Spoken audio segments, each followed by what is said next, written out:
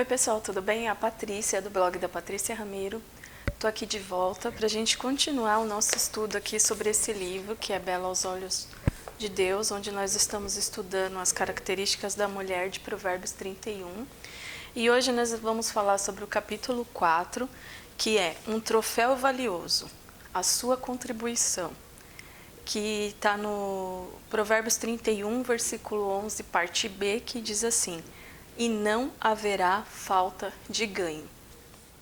Eu particularmente gostei muito desse capítulo 4. Há um tempo atrás eu passei por um tempo muito difícil de dívidas, e essas dívidas vieram muito forte, principalmente porque a gente não tinha assim um controle do que nós ganhávamos, do que nós gastávamos, porque trabalhar por conta, você precisa ter esse controle mais do que quando você trabalha fora e tem um ganho fixo, né? E aí nesse tempo eu busquei muita informação a respeito de como se organizar financeiramente, ou seja, eu tive que correr atrás do prejuízo.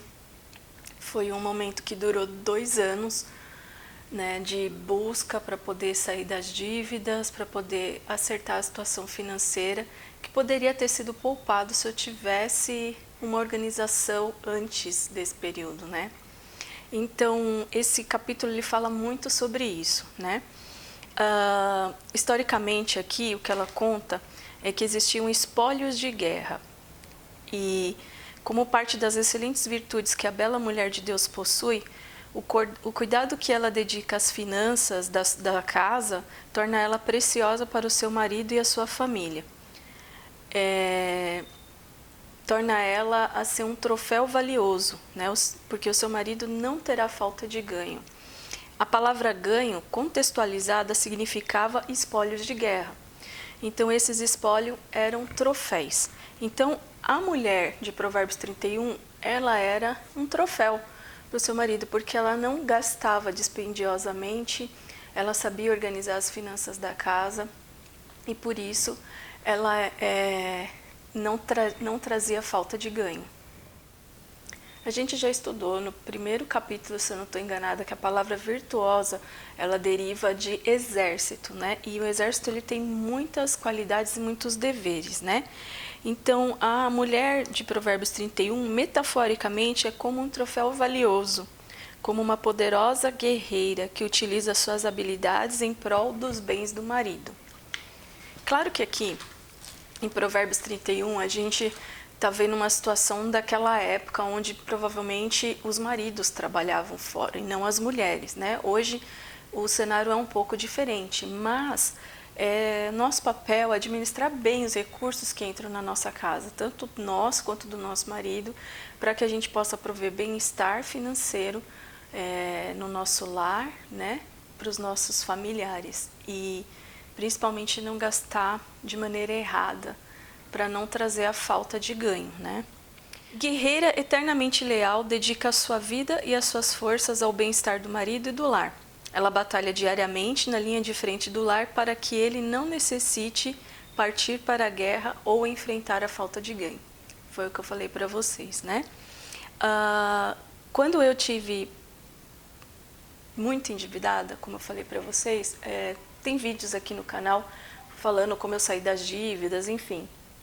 Eu busquei muita informação, fiz muitas coisas, pequenas coisas que, se somando ao longo do tempo, me ajudaram a tirar minha família da dívida, porque dívida é algo que eu não desejo para ninguém. Você não tem paz, você não consegue dormir direito, as pessoas te colocam contra a parede, é algo muito ruim, né? Ficar devendo é algo muito ruim. E aqui, quando a gente lê esse capítulo de Provérbios, 22 versículos desse Provérbios mostram algum envolvimento com finanças, como seja em administrar, seja em ganhar, seja em multiplicar o dinheiro. Então, o controle do dinheiro é algo que é muito importante para Deus. Mas por quê? Você tem que entender por que controlar o valor monetário, o dinheiro que está nas nossas mãos, é importante para Deus, né? Primeiro, Quando a mulher segue o plano de ganhar, administrar e multiplicar, ela está glorificando porque está seguindo o plano de Deus. Então ela está se submetendo a Deus e não a Mamon. Principalmente nós mulheres, a gente tem uma certa facilidade de gastar mais, né? De maneira geral, não é uma regra. Não é assim, 100% as mulheres gastam mais que os homens. Não, não é isso. Mas, em geral, nós somos mais tentadas a gastar mais. A indústria da moda, dos cosméticos, as redes sociais, elas nos influenciam, sabe? A gastar mais. Então, quando a gente começa a entender o plano de Deus, sabendo administrar, ganhar e multiplicar o nosso dinheiro, a gente está se submetendo a ele e não a Mamon, que é o Deus das riquezas, Deus do dinheiro, de despender dinheiro em coisas que não é bom. Então, isso é importante para Deus porque mostra que a gente está submissa a ele, né? Quando fazemos a administração correta, nosso marido é abençoado com tranquilidade e tempo para se dedicar a outras coisas. Se nós cuidarmos bem do monetário da nossa casa, o nosso marido vai ter menos preocupação e mais tempo para fazer outras coisas. De repente, até aquela coisinha que você quer mudar na sua casa, a parede que você quer pintar, entende? Os seus filhos vão ser abençoados, porque eles vão aprender vendo você administrar, ganhar, economizar e gastar bem o dinheiro e multiplicar ele. O seu lar vai ser edificado, porque fazendo o certo nas finanças, nós vamos desfrutar de paz e bens para transformar a nossa casa num lar docilar. O nosso caráter floresce, pois administrar sabiamente o dinheiro acaba se tornando uma virtude, e Deus nos exorta a ter autocontrole na área do dinheiro. Quando você aprende a viver com pouco dinheiro, aprende a dizer não e colhe grandes recompensas.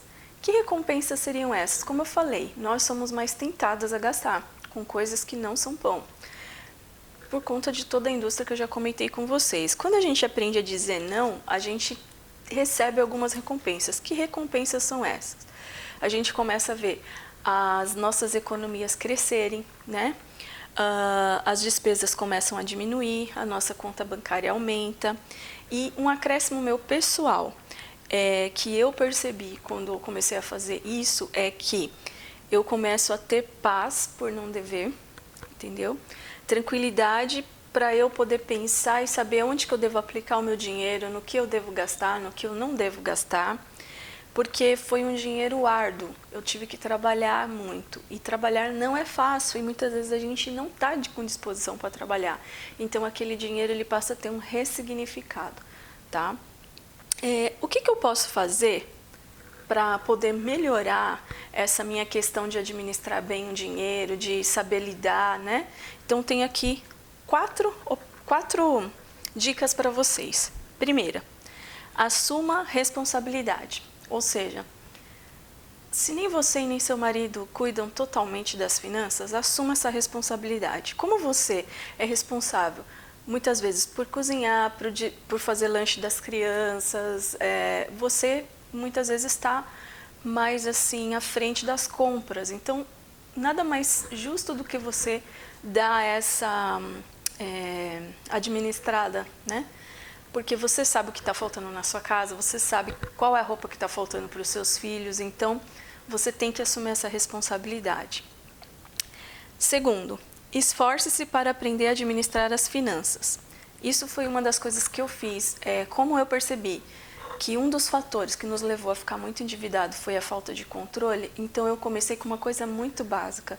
Criei uma planilha e nela fui colocando tudo que entrava e saía nas contas que eu tinha, da empresa, pessoal, e comecei a fazer esse levantamento. E é interessante, porque quando você começa a relacionar tudo que você gasta, você vê o quanto você gasta e que tem coisas que poderiam ser, que são supérfluas, que poderiam ser tiradas dos gastos, né? Então, quando você começa a administrar, a controlar, a anotar os gastos, você começa a ver aquilo que é essencial, aquilo que não é, você começa a cortar coisas que não são essenciais e aí você começa a economizar e ver ficar mais dinheiro na sua conta, entendeu?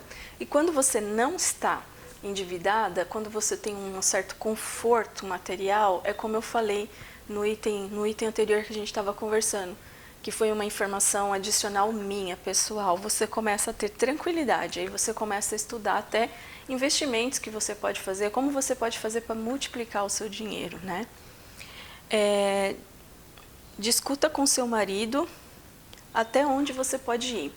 Você pegou a responsabilidade, mas você deve falar com seu marido, falar, olha, eu estou querendo organizar as finanças da nossa casa, da nossa família, você me autoriza, tal. Então vocês vão conversar para chegar num consenso, porque muitas vezes o homem, por trabalhar fora, às vezes em serviço pesado, ele não tem muita cabeça para administrar, mas ele também não quer que você administre sem que ele esteja ciente disso, né? A gente já viu no capítulo anterior, nos capítulos anteriores, como é importante a gente prestar contas para o nosso marido, porque assim ele tem confiança na gente, né? Então, é importante que vocês discutam e ele esteja de acordo que você faça essa organização do dinheiro. E aí, todo final de mês, você vai lá e presta uma conta para ele. Olha, a gente conseguiu, ganhamos isso, gastamos isso, conseguimos economizar isso, tirando isso, aquilo, trocando isso por aquilo, entendeu? Dando contas para ele ver quão bom foi dar essa responsabilidade para você. E quarto, programe-se para administrar melhor as finanças. Procure ferramentas, faça essas planilhas de entrada e saída, procure informação. A internet está cheia de tantas coisas que você pode fazer, tantas dicas. Aqui mesmo no canal tem uma dica de como que eu guardei um dinheiro com desafio.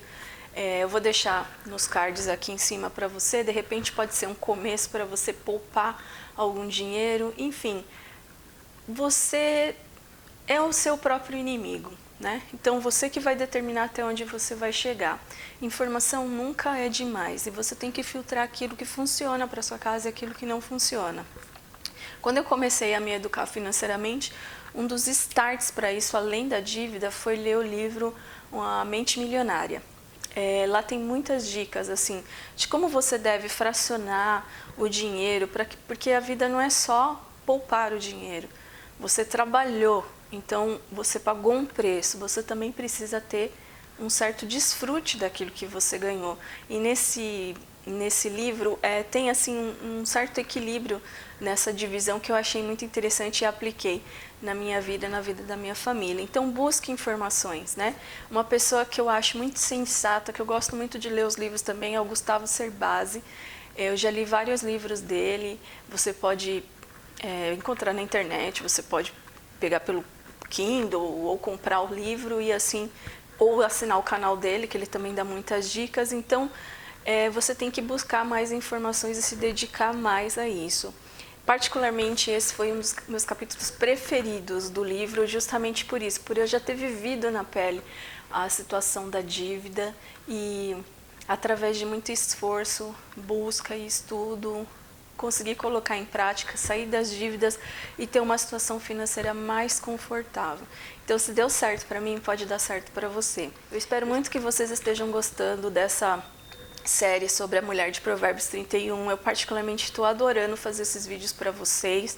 Eu espero que eles possam edificar, ajudar vocês a se tornarem uma mulher mais parecida com a mulher de Provérbios 31 e fazer a sua casa um lugar melhor, a sua família se sentir melhor e todos vocês serem muito abençoados.